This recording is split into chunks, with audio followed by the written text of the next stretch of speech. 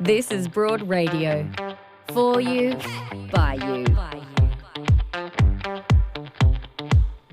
Broad Radio. Here for more.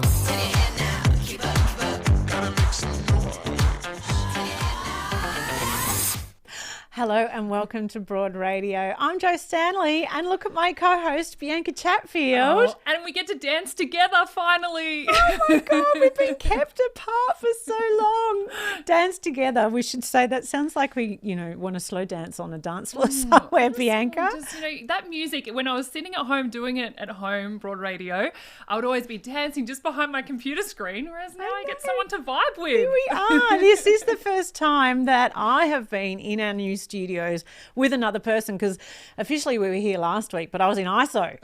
So I couldn't come. So poor Ange Pipos came here and she held the fort. Thank goodness. She's amazing. As are you. I'm so grateful to you for being here, filling in for Kirsty Wiebeck, who was supposed to be here, but she's got a wisdom teeth thing going on there. So here you are. I can't promise I'm going to be as funny, but I'm going to try my hardest.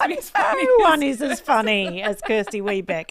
We don't try to do that, but it's so lovely to see you, B. And how are you? I'm going okay. So I've got a little baby in here and it's growing away. So 25 weeks. And to be honest, I've got no complaints because I've been feeling pretty good. So lockdown's been a little handy in that you can have a little arvo nap whenever you feel like. I'm sure everyone at home can relate. There's different times you're like, I just need a 20-minute nap and off I go. And now I'm feeling great and ready to get back out in the world. Yeah, you should never, ever need to make an excuse for that though. No, well, that's for true. napping. I don't have a baby in me and I need to nap. We all love a power nap. We absolutely do. We have a gorgeous show ahead for you today. The amazing Kaz Cooke is joining us. She's best-selling author, and I would say everyone wants to be her best friend. Mm-hmm. Like, she's a go-to when it comes to advice on our health at every age, and she's so funny. And reveals so much of the truth, and has a funny way of going about it. Yeah, she's fantastic. Also today, we are, a lot of us, out of lockdown for the first time, but that means we're facing a very real post-lockdown anxiety. So we're going to be joined by Mary Spillane, who is a psychologist, and she's coming to us via one of my favourite apps, Headspace, which is an incredible mindfulness and meditation app, one of the most popular in the world. So Mary Spillane is joining us to help us with our post-lockdown anxiety and all of the things that comes with that. And whilst we're talking about people who perhaps might be struggling a little bit, there's a new survey, a new research that's been done for the first time into our retail workers and what their experience is like in the workplace, and it's not good. Oh, and I can only imagine what's going to happen now, especially in Victoria, everyone coming out of lockdown, and just they've already been under a lot of pressure. How much more pressure is added to all of our retail workers, no matter what age they are at the moment, that everyone's going to be flooding the shops again, and they're having to check for double vaccine certificates. They're having to check that everyone's signed in. There's just so much more than just selling products in a store and, helping people. That's right. So we've all, I think, acknowledged that our frontline workers have been amazing, but actually what is going on behind the scenes for people who work day in and day out in that industry? We're going to be joined by Julia Fox from the Retail Workers Union, who is going to tell us all about this very first survey into that workforce. And that's all coming up after this. Broad Radio is proudly supported by Chemist Warehouse. Chemist Warehouse, great savings every day.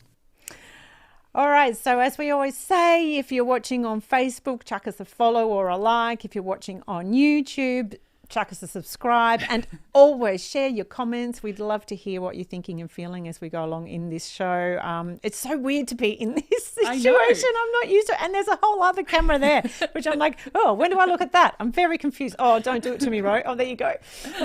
And we've also got your laptop there. So any comments along throughout the show, we see them straight away. We'll be able to talk to them. We really enjoy getting your feedback as we're doing all the interviews as well. Yeah, we really do. Already we hear from Katrina, who says, love seeing the new studio. Me too, Katrina. Bear with me as I get used to it, though, I have to say. You can also catch up with our podcast on Broad Radio on the Go. So any episodes or interviews that you've missed, you can check us out there as well. And there's a whole new thing that we need to bring to your attention, and that is that we are in the middle of a crowdfunding campaign, and we would love it if you were able to back us in any way, any amount, it's such a cliche, but every amount does count. And it's not all of us are in that position. It's been a really tough time, we acknowledge. So sharing it with all of your networks is a huge help to us as well, as far as that crowdfund is concerned. So I want to ask you about this because we've seen that very cool show reel that you did, or video that you've done, and it Are you referring to our pitch video? Your pitch Should video. we play that? Absolutely. Now that you've brought that up, why don't we just play that now? If you haven't seen it, here it is. Hi, I'm Jo Stanley, founder and CEO of Broad Radio. Radio for women, by women. Jo, you forgot your kettlebell. Of course, you'd think there's radio for every kind of listener. Bruce, get your nose out of there. But did you know there's not one radio station for women over 40? And there's 5 million of us in Australia. That's why we're building Broad Radio, an empowering radio network delivered via an app. So wherever you go, you'll have live talkback, great music, community, even a marketplace for shopping. There's nothing like Broad Radio in Australia, and we're excited about its potential to scale globally. And a brilliant team to make it all happen. Our vision is a hub of vibrant conversation that connects us all and makes each of us feel like we are truly understood. That's why we've decided to crowdfund, because we'd love you to join us. Just head to broadradio.com.au and subscribe. Oh, I just love seeing that and being part of the Broad team. I got, very early days, you told me about your vision, you said what you wanted to do, and you hadn't even started at that stage. And now here we are. How many episodes are we through at the moment? This is 44. 44, and you've done a huge job, you and the team, to date. Can you give us and give everyone out there just a bit of an understanding around your vision now and why the crowdfunding is out there, what you want to achieve out of it to where you want to get to? All right. Well, the fact is the end goal is a radio station that you could listen to just as we listen to every other radio station in Australia, but it's not possible to get a license. Like, you can't just sort of, just go, oh, you know what, I want to buy. Sign up online. That's it. They're not out there, okay? But that's okay, because I actually believe that pretty much everyone moving forward, 5 years from now, we're all going to be listening to everything on our phones anyway, right? So the vision is to create a radio station that's 24/7, fully programmed, also with catch-ups and podcasts and all the other things that come with it. And to do that, we want to deliver that via an app. Facebook, which is what we're using right now, is a free platform. It's been amazing. This whole process this year, doing the Tuesday morning shows, it's been about really establishing a proof of concept so that we can go out to the world and really, attract investment. But we're ready for the next stage. It's why we're in this studio. Yep. It's why we want to build the app so that we can actually say whenever, and this happens to me all the time, oh, I love the idea. How can I listen? Yep. We can go, download the app, listen. Yep. It's two buttons. Yep. That's what I want. I want it to be really easy so that it's accessible for everyone. Yeah. Yeah. And when you put it out there to the world that this is what you wanted to do, has it, I'm sure you would have learnt so much along the way, has it evolved and changed as you've gone through this process of 44 episodes? Look, I would say what I've learned is around the content that we love to do and the content that maybe we would keep for when we're a fully fledged station. This sort of format is more specific to longer conversations, and certainly when we create a radio station, you'll have some shows that are kind of like that are sort of that podcast-esque Yes. sort of Yep. conversation, a deeper conversation. And then we might do shows that are more, quicker, vibier, lots of music. I'm looking forward to bringing music to what we do, like a radio station, So I guess that's evolving all the time. But mostly what I've learned is about myself. Like you would know, Bianca, because you do your own thing and when you're an entrepreneur in your own right, that you learn about yourself when you put yourself out to the universe. And one of the things I've learned is I'm very impatient and I want to do it now. And I get frustrated that I have to wait for it to grow. Yep. But the fact is things evolve as they can and time sort of unfolds. You can't force time. No, but you've also, from the very start when we were chatting about this, you said to me, you're like, I'm having to learn to let go and not aim for it to be perfect straight away and actually gradually build it and be okay with that. And I think that's such a good lesson for everyone in life is that we all aim to be 10 out of 10, but actually 7 out of 10 is really, really good. And we're taking so much with us and as athletes, we always used to say, just get to 7 out of 10. And if everyone can get to there, you're going to be a long way into your success than if you're trying to get 10 out of 10, which is pretty much impossible. The other thing that I've learned too is that it's really scary to do something that you've not done before. Yeah. And it relies on putting it out to the universe all the time, which again, you and I sort of have built careers doing that. So I'm sort of used to that, but this is the biggest version of that I've ever done. And one thing I've learned is that the antidote to fear is curiosity. Yeah. So every time I go, oh my gosh, what's going to happen? Oh my gosh, I'm taking a risk. Oh, what if this? What if that? Then I go, I just replace that with curiosity and go, I wonder what will happen. Yes. Oh my gosh, I can't wait. It's so exciting. I'm so proud of you guys. Like you, Daz, the team. Like I've loved being part of it and I hope to continue to be because you will, babe. It is just, I feel like we've been a part of this journey and it's so short compared to what I know you're going to do. And I just love watching you do it. Like thanks, absolutely babe. take charge and do this when there was so much fear around it as well and so much doubt and COVID and everything. But there's a place for it and there's a real gap. And so I really am determined to continue. So we do need help. It can't happen without everyone who believes in it sort of supporting it, both emotionally and if you can with the crowdfund, that's a really huge help. But if you can just share it with everybody as well, that's a massive help. And the amazing thing is, wow, the generosity has been very overwhelming and we've already hit 77% of our target. It's amazing, I know. I've been very emotional about that, to be honest, because I can't really fathom that people are willing, they're $25. It's their $25 and they're giving it to us. Yeah. That's truly amazing. But they believe in your dream. Like, you've given people what they want. Yeah. Well, and I'm glad that they want it. But we're having a celebration tomorrow night. It's a free music and comedy variety hour. An amazing lineup there. We've got Kirsty Wiebeck is emceeing, Judith Lucy, Dinah Nguyen doing comedy, Nellie Thomas as well doing comedy, and we've got Bachelor Girl joining us. Oh my God, one of my favourite bands. I love. They're going to be joining us. Tanya Doko, who's just a superstar and a great supporter of us, and Tamara Coulden singing as well. So it's free. It's free, everybody. It's free. Yeah, it's free. Do come along. It's obviously via Zoom, and you can register via the events Humanitics. You know what? How can people link to that right now? That would be very hard. We're going to put that on screen. It's all over our social media. Just do that. Register and you get sent the link. That's so then right. You can access it. It's 8 p.m. tomorrow night. It's going to be an amazing night. So, okay. Whew, plugs aside.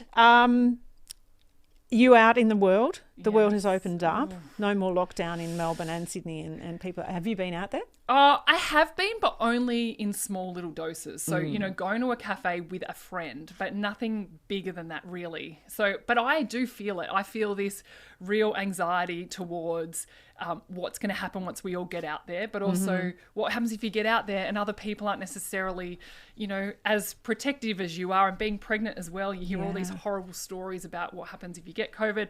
Anyway, Anyway, I need some help with that. Yes. Oh, look, I think the anxiety is really real. I just came out of ISO myself, so I don't want to go back there. Everywhere I go, I think, is this going to end up being a tier 1 site? Yes. Like, you just don't know, right?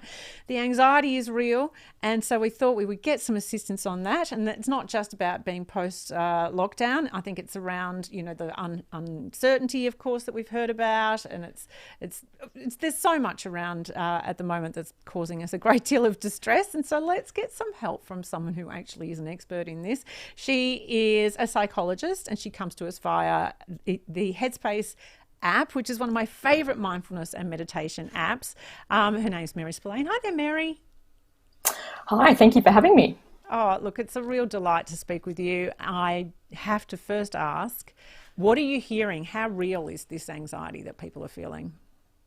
Oh gosh, it's definitely very real, and a lot of people are reporting a bit of anxiety, or a lot of anxieties you both just mentioned earlier. So it's very real, and when you think about it, we've been kind of conditioned to fear leaving the house, seeing our family, hugging our friends, going to live events for almost 2 years. So it makes sense that even though the environment is changing and we're opening up again, that people, or psychologically, we still need to catch up to the idea that things are, getting back to some level of normality. So it's very real. And because don't they say, now I could just be making this up, I don't know if this is right, isn't it like 21 days creates a habit, and we're all in our own little habits now, in our own worlds, in our own homes. So what can people do about, I guess, braving the real world now, going out there, and are there little coping things you can do where, how sometimes if you tense your fist like that, it takes away some of that anxiety straight away. Are there things that we can do to help ourselves get out there again? Well, I think you make a really good point about habits and being in routines. And as difficult as lockdown has been, we have developed routines and ways of coping. And now we sort of need to look at those again and potentially change some things and make new routines. So I do think there's some anxiety in that as well. But I think it's important to think about what works for you and what pace works for you. So taking things a day at a time, checking in with yourself regularly and seeing how you're going, and just going at your own pace, I think is really important. And one thing I would say as well is not to avoid completely. So that the temptation when you're anxious can be to avoid things and not do things, but it might just be about taking things slow and doing things a day at a time. And then, of course, things like, mindfulness and using apps like Headspace can be really helpful as well, just to ground yourself in the present moment and feel as though, you can head out again. I love the way you say take things slowly, go at your own pace. But I wonder, why are we so conditioned to care what other people think and to listen to how the pressures around us? Because I think a lot of the problem is like, oh, I want to take it slowly, but everyone else is out there, so I should feel like I should be able to be out there as well. Why are we so influenced by what's around us? Well, I think emotions are a very powerful thing, and we're certainly influenced by the emotions of others and have all sorts of kind of mirror neurons and everything going on when we're interacting with people. So it's very easy to get into the habit of sort of going, oh, well, they're out and doing things, so why can't I do that? So it's a really common thing, I think, to do that.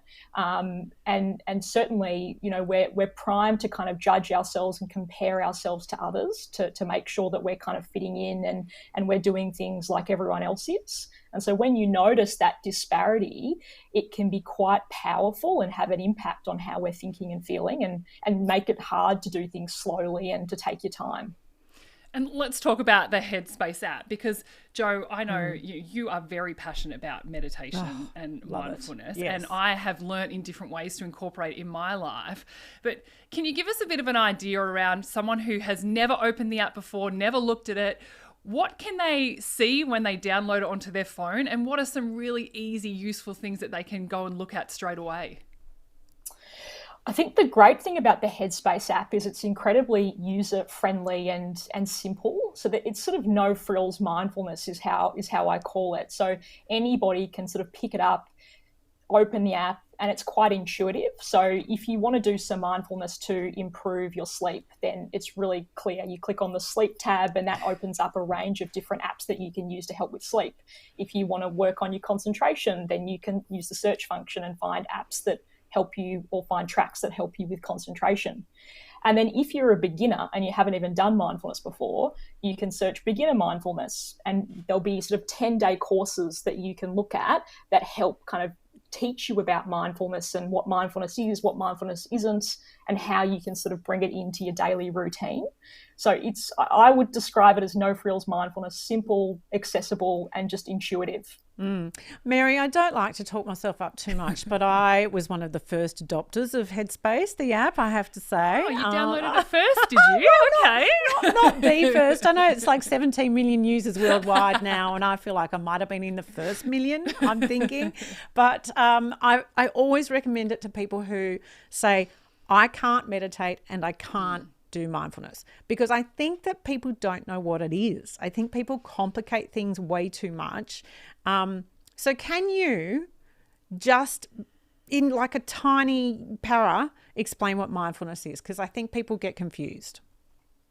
Well, I think, Jo, you're certainly famous in the Headspace corridors for being one of the early adopters. I can confirm that. But I think, you make a really good point about people sort of not knowing what mindfulness is. And I think that can actually be a barrier as well, because people will sit down, they'll start to do mindfulness and they'll think to themselves, well, I'm kind of getting distracted here, or I'm feeling a reasonable amount of discomfort, so I mustn't be doing it right. And I suppose a really good thing to remember with mindfulness is the aim is not to relax and to clear your mind of whatever is going on. That might be a secondary benefit, but that's not the aim. The aim is to just attend to whatever it is that you're feeling in the moment. So at the moment, that might be some social anxiety, it might be a bit of grief. And the goal of mindfulness is to get you to attend to those feelings without adding on all the extra complexity around what's happened in the past, what's going to happen in the future, and sort of making that problem get bigger and bigger. We just want to try and focus on what we're feeling in the moment. And often that is much more manageable and easier than when we start to kind of add things around the past, the future, and planning and organising and all of those sorts of things. So it's just checking in with yourself. How am I feeling? What am I thinking about? And sort of stretching that muscle of attention. And it's that positive reinforcement that I've found too, that, firstly you give it a go and you tune in. And I'm a big one for mindfulness while I'm going for a walk, like taking notice of the trees and the leaves moving and what, the sounds that are going on around you. And it's when you might be able to concentrate in for, a couple of minutes on that walk, and then you get home and you do feel like you have a clearer mind and that you just feel at ease. Lighter. I just think you feel lighter. And then you go, next walk, it might be 10 minutes that you manage to focus in on. And it is that positive reinforcement, that energy that you get when you get home actually really does add to how you're feeling, how you're going to cope with the rest of the day. And for me, it's something I really like in the mornings, because that's what sets me up to be able to cope with no matter what roller coaster I go on after that. And is there a time of day, or is it figuring out for yourself when it works best for you? Yeah, I think it's just figuring out what works for you, like you said. So, it might be going for a walk and doing some informal mindfulness that way. It could be whilst you're eating your brekkie, or it could be, after work or at lunchtime. It doesn't matter, whenever works for you. And I think, like you said as well, it can be useful to just set a target that's not sort of too unachievable. So sometimes people think that they're committing to a life of mindfulness when they download the app, which is overwhelming and daunting. But perhaps it might just be that, for 10 days, you're going to practice doing a bit of mindfulness. And at the end of that 10 days, see what happens. Sort of like what you were saying before, just being curious and seeing what comes of it. So yeah, doing it when it works, doing what works, and just setting a time limit and having a go. Mary, I think one of the things that people are really struggling with at the moment also is burnout, and it's not just work-related burnout, it's family-related burnout, it's the juggle of everything. People are just basically with remote learning and with working from home, we're always at our desk and we're having the pressure of family and all the normal things as well. Can you see that there are ways of managing that through things like mindfulness, and also what else can we do? Yes, definitely. I think mindfulness plays an important role in managing those things. But I think when you look back about, around what's happened, we've been exposed to, a lot of stress and sort of chronic stress really for a long time, and then coupled with a lack of an outlet. So usually when you're stressed, you have, different coping strategies that you can use. And those, for a lot of us, have been removed, in terms of being able to socialize, being able to partake in a hobby, or, get away for the weekend, or whatever it might be. So I think as we're coming out of this, it'll be important to try and incorporate those things back into your routine and to sort of encourage more positive emotions. So, reconnecting with friends and family, picking up your hobbies, taking time to rest when you can will all be really important, because, even though we're emerging from lockdown, it's not as though we've just been on a 2-year holiday and we're refreshed and ready to go. People are pretty tired. And so it'll be really important that, you're prioritizing your rest and your self-care as we move, I guess, through this next stage. And so if we're not someone who readily goes to mindfulness, how do we set boundaries so that we know we're going to that self-care? I think it's about making it part of your daily routine and trying to prioritize it. And it doesn't have to be, really luxurious or really long. You don't have to sit there and meditate for 30 minutes. It could just be taking 3 minutes out of your day to do some mindfulness, and formally kind of thinking about, okay, I need to look after myself here. And so I'm going to sit down and I'm going to do 3 minutes of mindfulness. Or it could be, I'm feeling stressed and pressured. I'm just going to, have a lay down for 20 minutes and rejuvenate, or whatever it might be. But I think it's important that you're making that a part of your routine and you're letting people know it's really important that I do this mindfulness exercise, or that I go for a walk so that I can take care of myself and be the best person that I can be. So it's being really clear to other people as well around what you need, and then sticking to it and making it a part of your routine and developing that habit.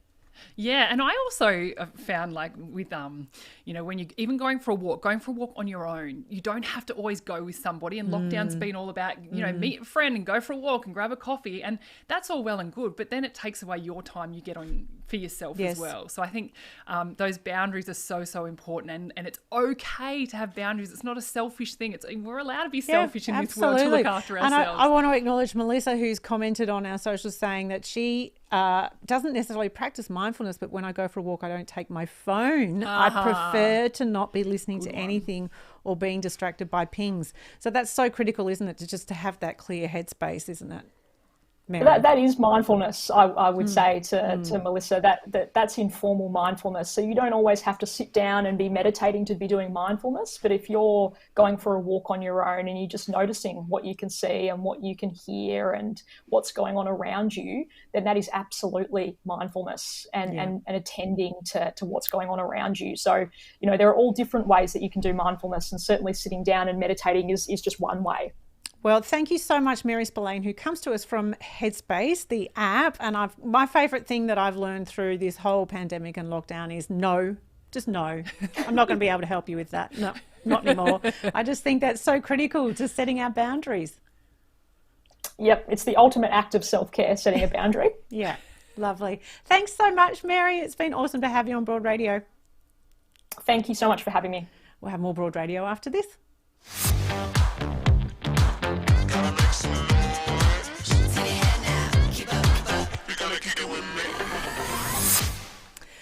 Well, so Bianca, throughout the pandemic, I've been really encouraged by the fact that we've all thanked our frontline workers. Mm-hmm. We've been really aware of the fact that they've been there day in, day out when a lot of us have felt a bit even, not leaving the home, but they've kept us going, okay?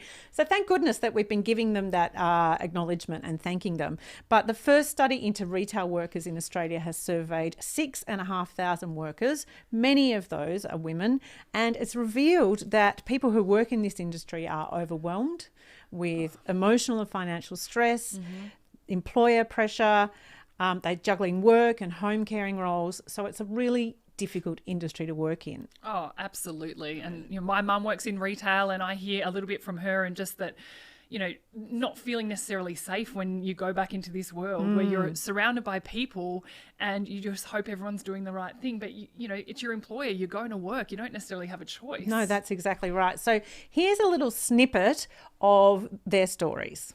As an essential worker, we working in the retail side, we don't get a great deal of respect with customers. I mean, I've got customers who just walk in and throw money across the thing and just walk out. They don't even say hello, goodbye, or thank you. There's no please, no. And I've been abused a lot. It's hard. Always had this sense of guilt if I had to take a day off. You kind of get that impression where it wasn't good enough, or, it wasn't important. Like, work had to come first. It was hard. I mean, half the time I just kind of bit it and just went to work. My kids missed out a lot. Look, I do feel like I'm very lucky to have a job, but I do sometimes feel that the manager says, well, you should be lucky. You should feel lucky you've got a job. If I've said to him, look, I need to take my dad to an appointment next week, well, there's lots of people don't have jobs, and it makes you feel really guilty that you're doing it. So as if I don't have enough guilt as it is on my own that I put on myself, but then they throw that at you as well. So, but again, you just have to pick it up and run with it. People are told, well, if you're available for that, put that down. Don't just put down the hours that you'd like. That will make your work-life balance better. It's more, what are you available? If you're available to do it, you may be rostered on. It will be the needs of the business before family. The only way I'd probably go back to retail is if I had no other option.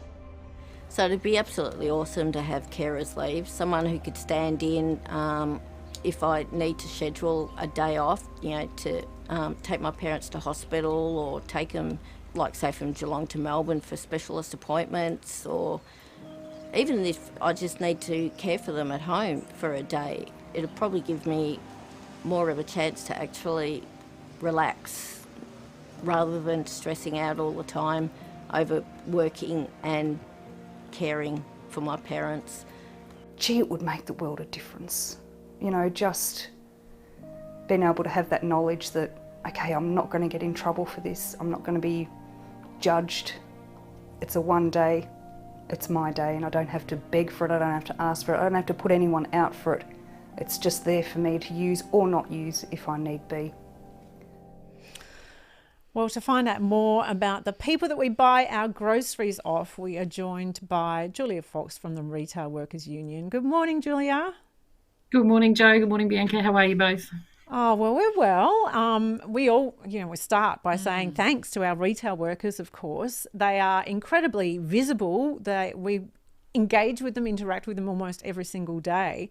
And I think none of us would have any idea of the kinds of conditions and stresses that they're dealing with. Can you give us a little insight into the sorts of stories you've heard through this study?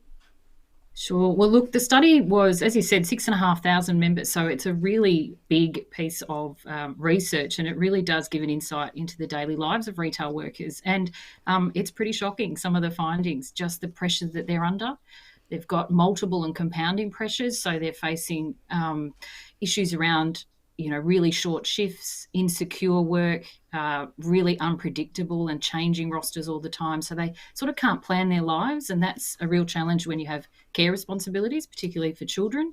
So that's one of the standouts, I think. And the other is this kind of mismatch that we have between formal childcare availability and services and the working hours of retail workers that just don't fit with that. So a lot of retail workers just do not use formal childcare. They're relying on informal childcare to manage their care responsibilities. And that's really, really challenging for people.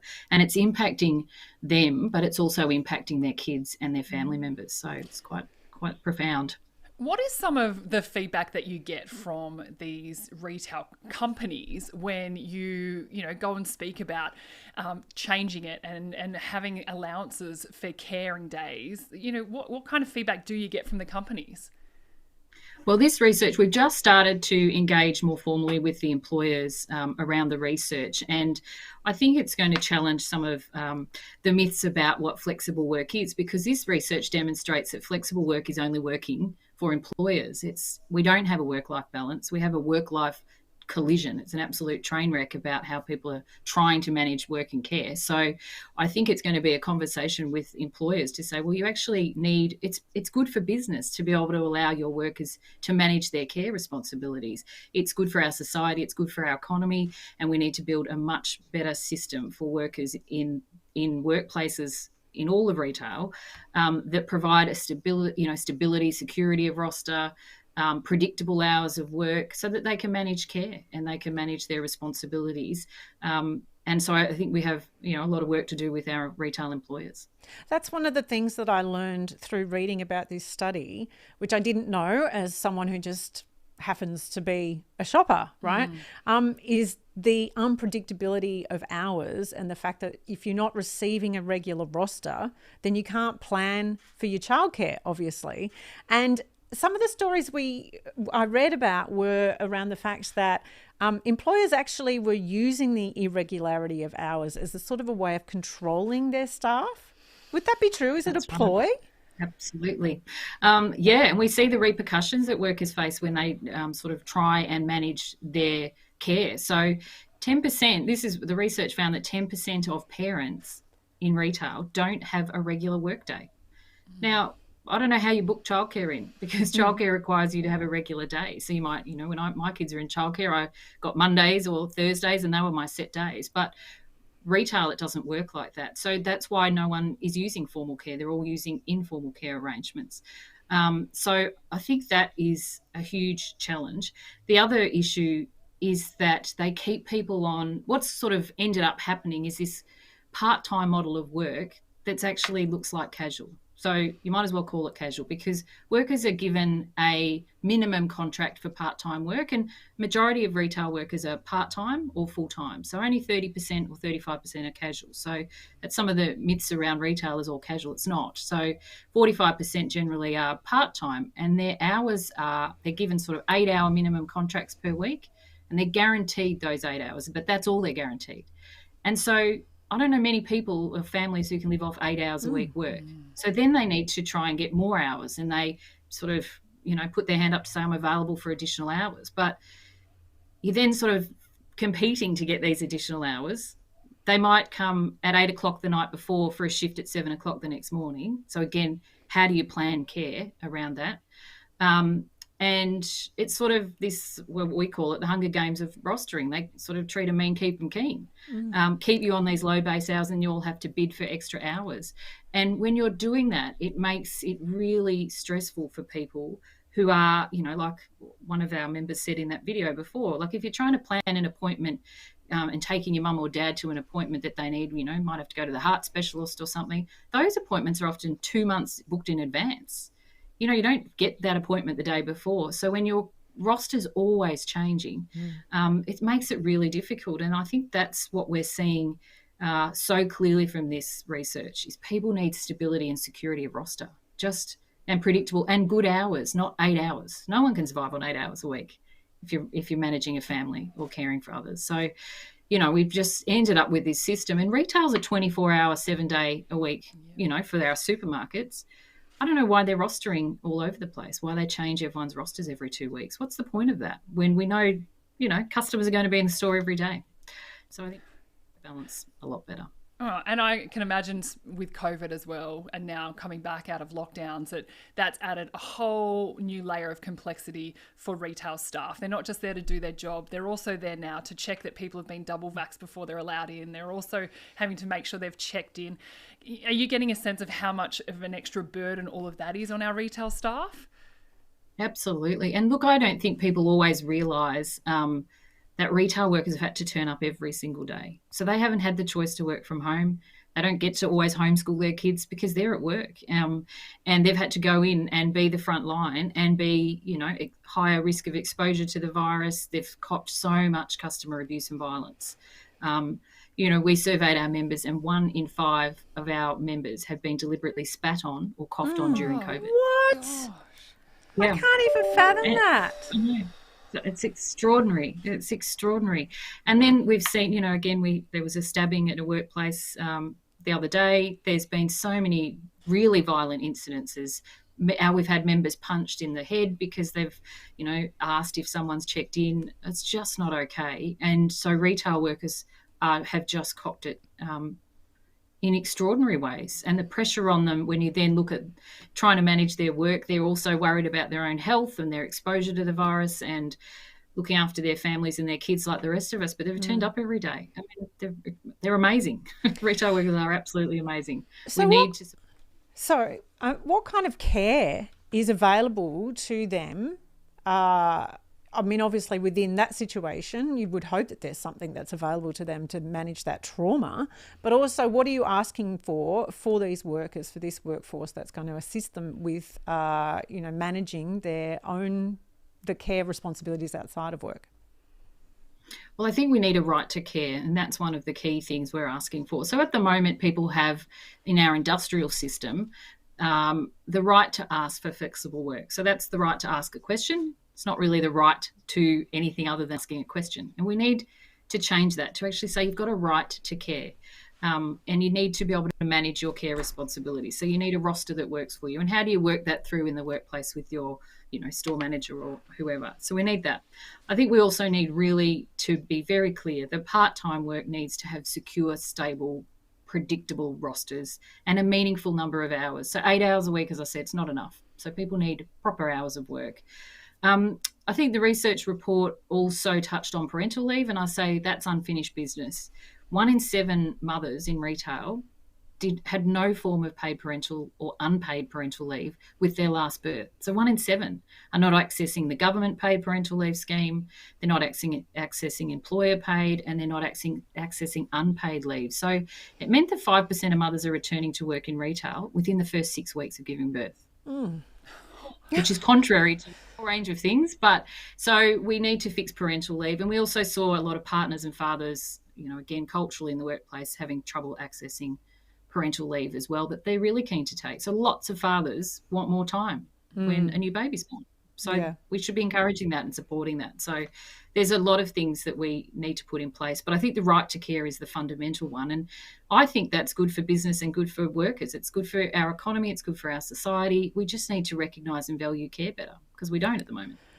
Yes, absolutely. And I think for those of us who are shoppers, which is pretty much all of us, let's, I suppose, have a bit more understanding of the incredible pressures that the people who sell us our groceries are under, because they're standing there day in and day out, and honestly, the stress that they're carrying with them is phenomenal. I think it's such a great insight. We all need to be a whole lot more kinder out there when we're doing our shopping. You know, even asking people how they're going. I think that's got a huge power behind it, that you actually care for them and what they're doing. It's not hard, is it, to be kind? Yeah, it's true. I asked the woman who sold me my groceries yesterday, actually, at the supermarket, how's she going? And she actually looked surprised that I asked her. Yeah. I'm like, this should be standard. Yes. Isn't that just basic kindness? Julia, thank you so much for joining us, for enlightening us as far as that is concerned. Thanks, Jo. Nice to be here. Thank you. Thank you. And we'll have more Broad Radio after this. Whenever we're apart, we miss each other so much. So please accept this daily dog as a sign of my love for you. Broad Radio, talking inspo we love, info we need, and sharing more of us. Watch and listen live every Tuesday 9 a.m. Australian Eastern Daylight Savings Time at broadradio.com.au, or find us on Facebook, Twitter, YouTube and LinkedIn at Broad Radio Oz. Talk to us live. Call on 1300 8 Broad. Catch up on demand anytime, anywhere, every time, everywhere. On the train, we'll be here. 2 a.m. existential crisis, we've got you covered. Broad Radio, here for more.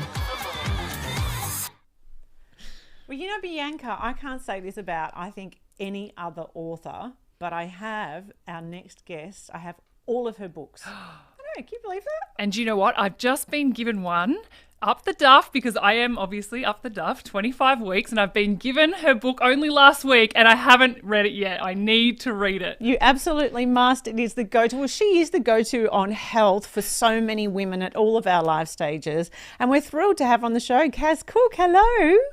Hooray! Oh, hooray itself. There you are. Oh my gosh, Kaz, can you believe one of my favourite of your titles is Living with Crazy Buttocks, which it's just a motto for life, Jo. That was a long time ago. Remember the Ricky Martin song, Living La Vida Loca? And you and I were both on commercial radio for quite some time, and I heard that song Living La Vida Loca a lot, and I ended up turning it into Living with Crazy Buttocks and then making it into a body image thing and writing a column about it. So hence the book.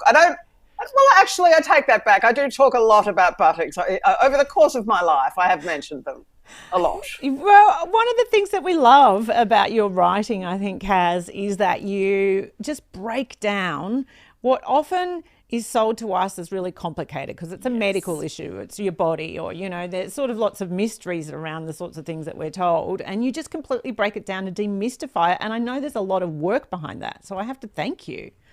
Thank you. There is a lot of work behind it. There's a lot of consultants, a lot of doctors that I ring up and say, can you walk me through this? Can you explain this? And then you don't want to get just what a pregnancy doctor in Melbourne thinks in case there's a different idea about that in Brisbane or a regional area to a city area. There's all the pregnancy stuff. There's all the babies and toddlers stuff in that book. And then there's girl stuff. There's an 8 to 12 version and a 13 plus version. And so every year I update all of those books and make sure that it sort of freaks me out when I see someone on social media with an old copy of Up the Duff, the pregnancy book, because like if they've got a green cover, I'm typing to them going, please throw that book, please use it to prop up the kitchen table or burn it, because that's 20 years old, and that's the thing that scares me, because I want the books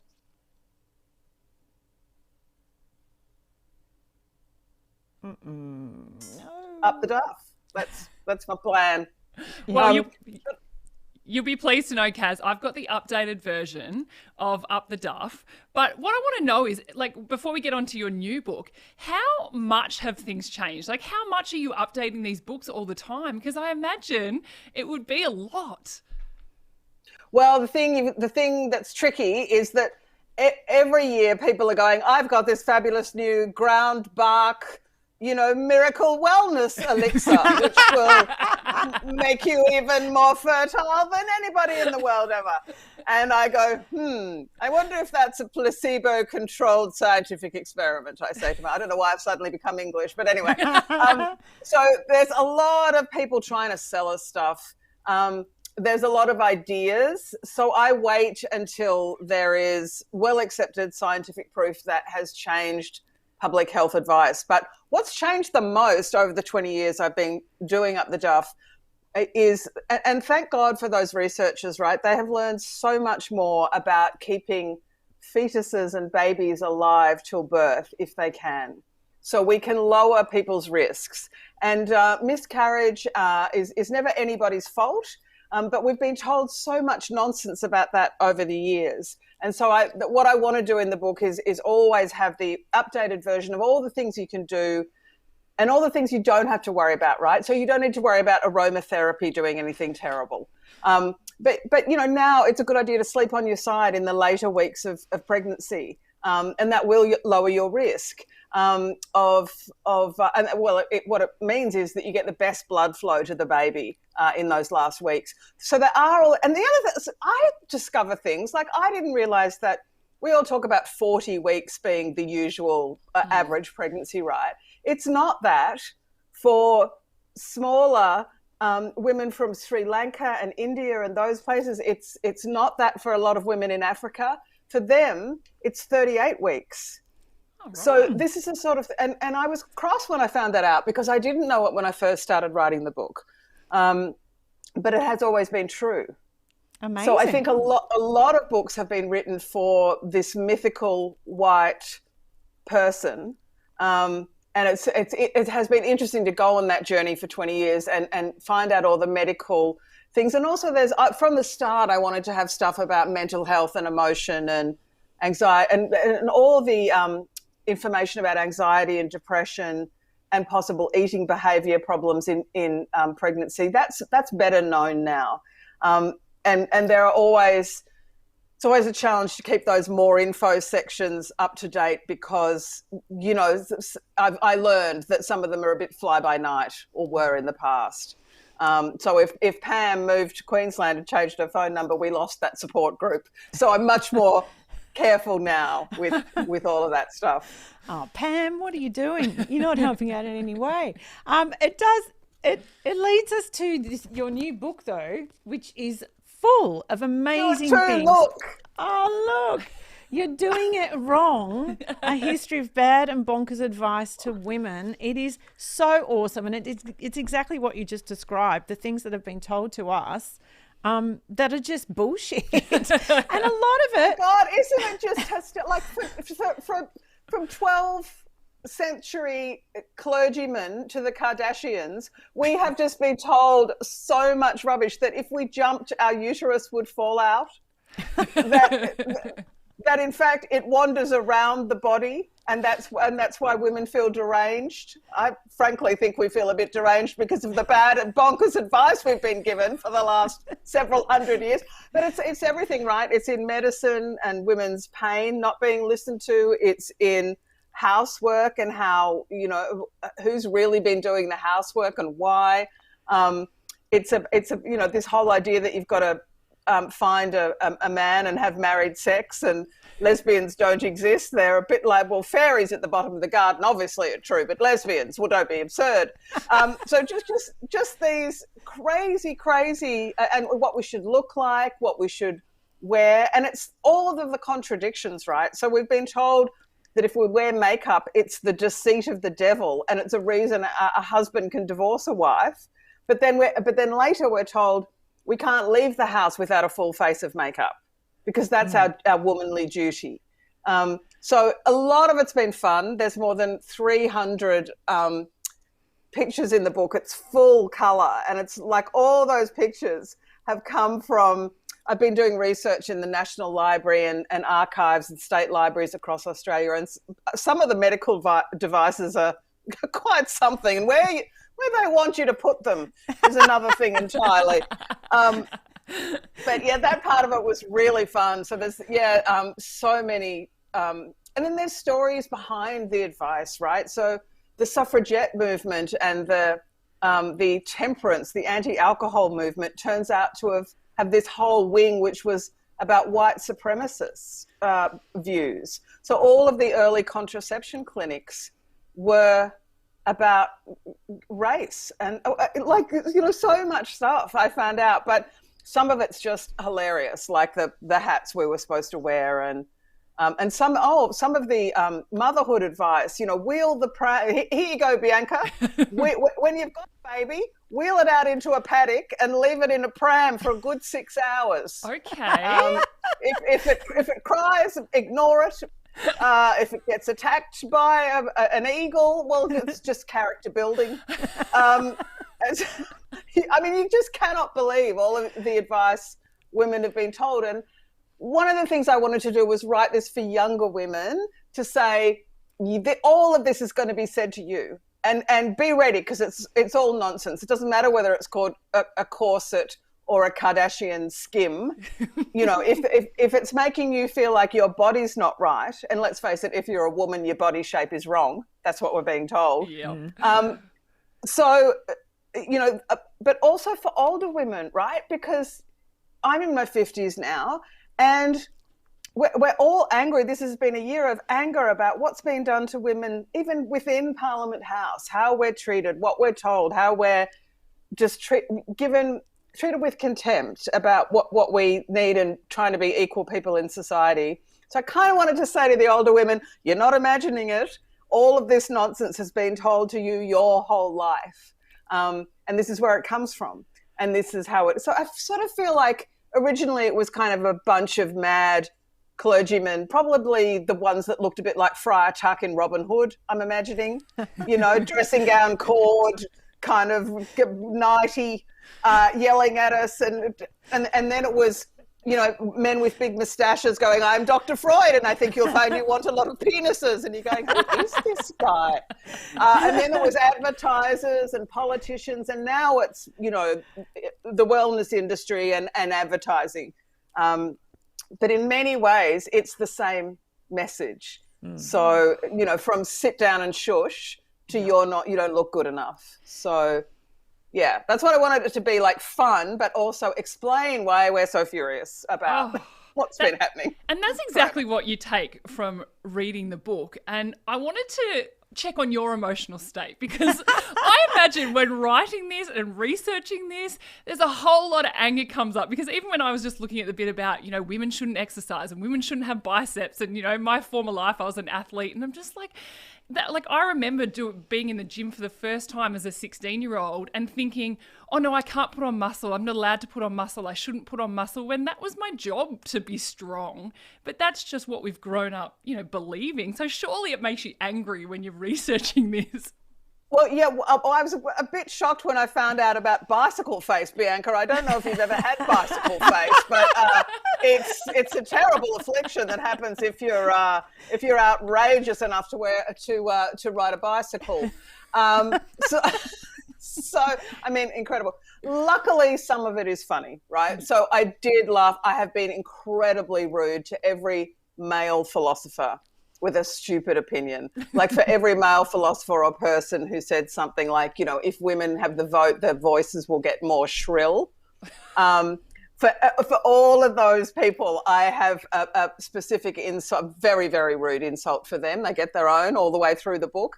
So it was fun to write, as well as it being kind of a reason and a balm for being so cross. Like, look at this and you can see where it comes from. You can recognize it when somebody says it to you.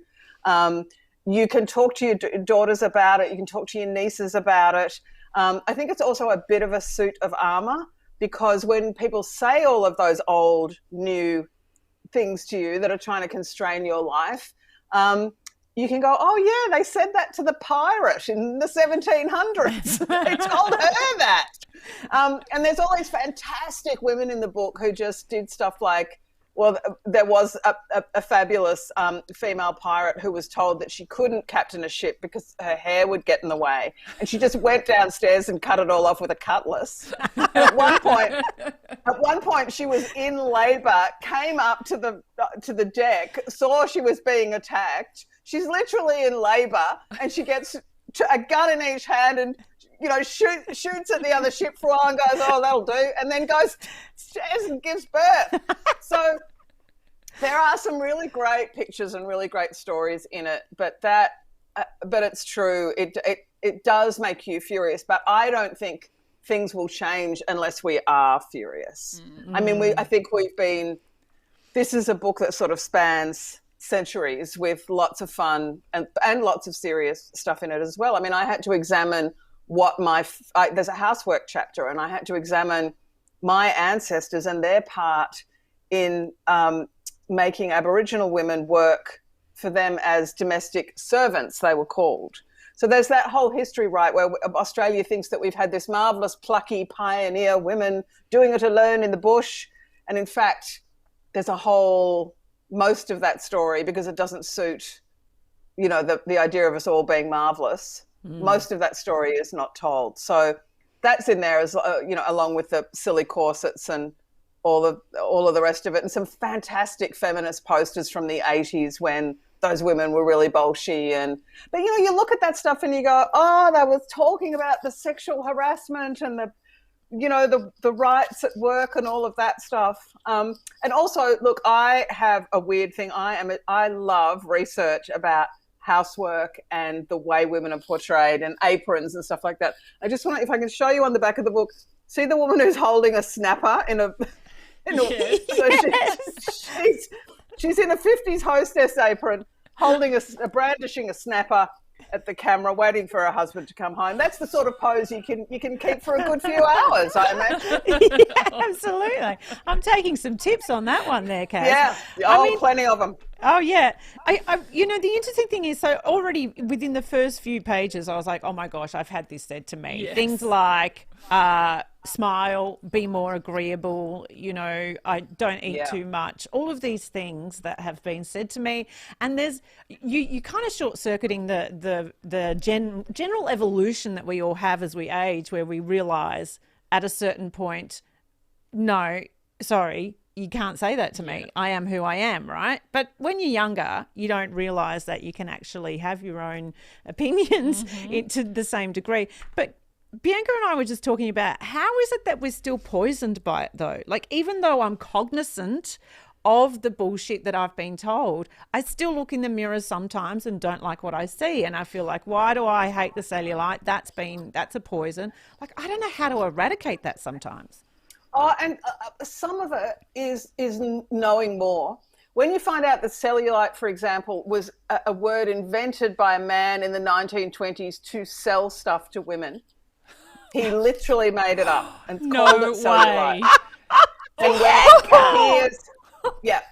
So I find often the research gives you something that gives you that bit of anger and that bit of knowledge and that suit of armor, but you can't blame yourself for feeling these things.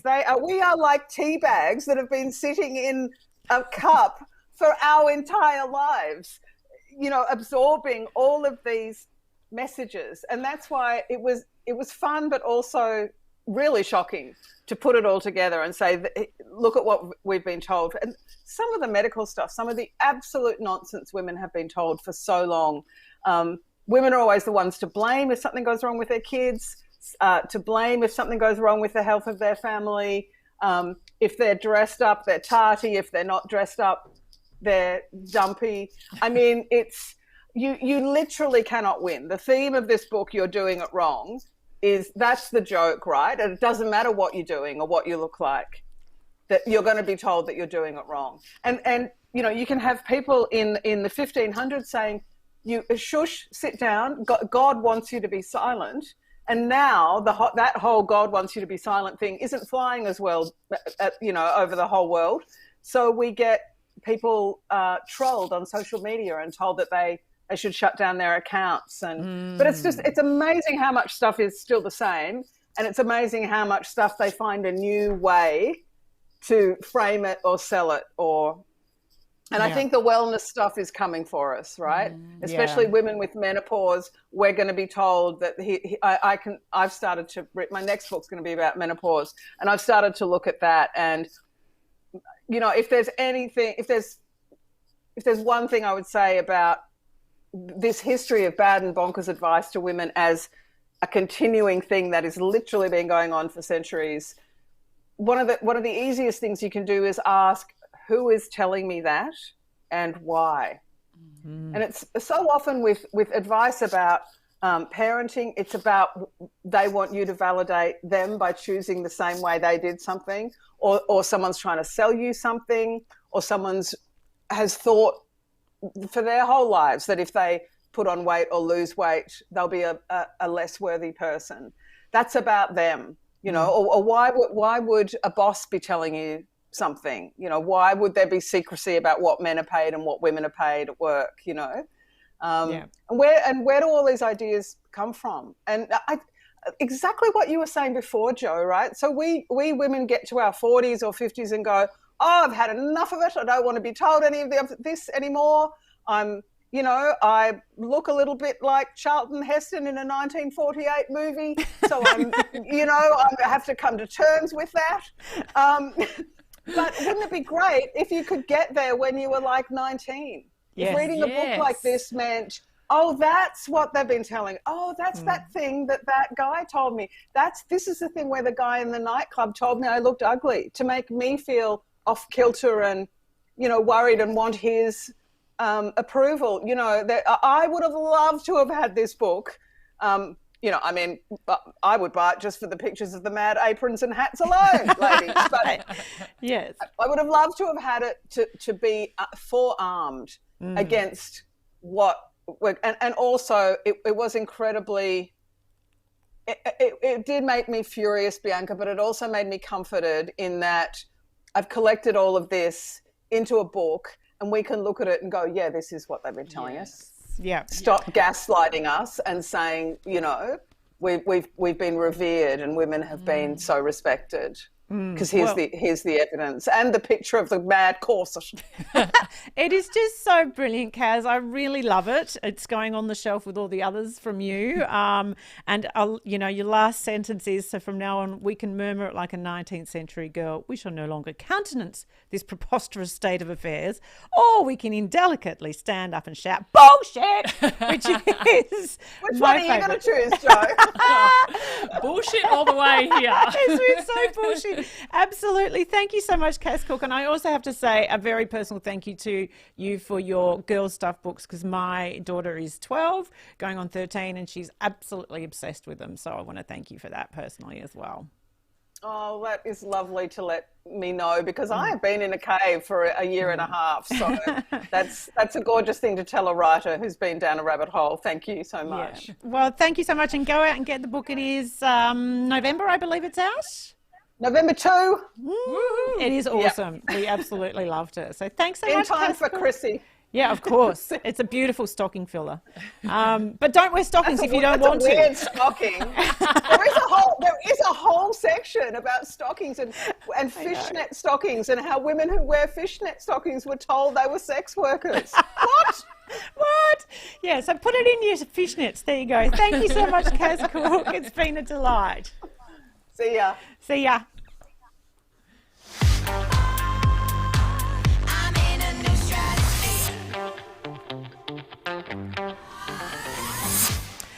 Oh, we have gone a little bit over there, Bianca, because how can we not with the amazing Kaz Cooke? I love her so much. Oh, that was so good. I love talking to her about it. Can't wait to read that book as well. Yes, and well, I'm a big fan of bullshit, which now that she's invited me to say this, I think there's a chance you're going to hear it a lot more often.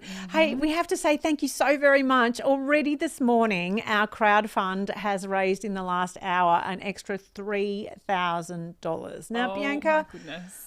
I saw your face. I'm so emotional every time someone contributes, because I'm so grateful for this. Oh, and I love seeing it, and just think that whenever you do donate, no matter how small or large it is, just the joy that you bring to everyone's faces here at Broad Radio, it is just unbelievable. Well, and the thing of it is that I'm getting lots of beautiful feedback from people who are contributing as well, and they're saying things like, this is a way of, gender equality comes from tiny, tiny steps, millions and millions of tiny steps. And this is my tiny step, basically. And so I'm just grateful that people are helping us take probably a bigger step because of this. And speaking about our supporters and our listeners, what I'm loving here is everyone's been getting around things that they can do to help themselves get back out into the world. Yes. And Kate Patterson has written, a friend of mine said they're going to be practicing November to give themselves a space to say no to things as we come out of lockdown. And I absolutely love that. So November, remember that one when you're faced with all this anxiety about what's going on and what's happening. November. No and bullshit. That's if we were Sesame Street, that's what this episode will be brought to you by. No and bullshit. And of course, tomorrow night, don't forget, we have this beautiful celebration of all of the incredible generosity that we've already received in our crowdfund campaign. It is a music and comedy variety hour. It's a Zoom event. Do head to our socials, Facebook and Twitter and Instagram, and you'll be able to get all the details there of how you can register for this free event. Kirsty Weebeck, Judith Lucy, Dinah Nguyen, Bachelor Girl, Nellie Thomas, Tamara Coulden singing. It's just going to be a beautiful event, and we really would love you to come along. It's free. Just come and I'll be there. I'll be celebrate. Ready for a laugh. Yeah, that's what awesome. I'm there for. Yeah. And next Tuesday, by the way, it is Cup Day. So we will be rolling out tomorrow night's show. You can catch it on Tuesday as well in the morning, because we're not going to be here. We are all going to have a sleep in for Cup Day, because that's what we love here in Melbourne. Thank you so much for joining us on Broad Radio, and we'll see you again soon. Bye.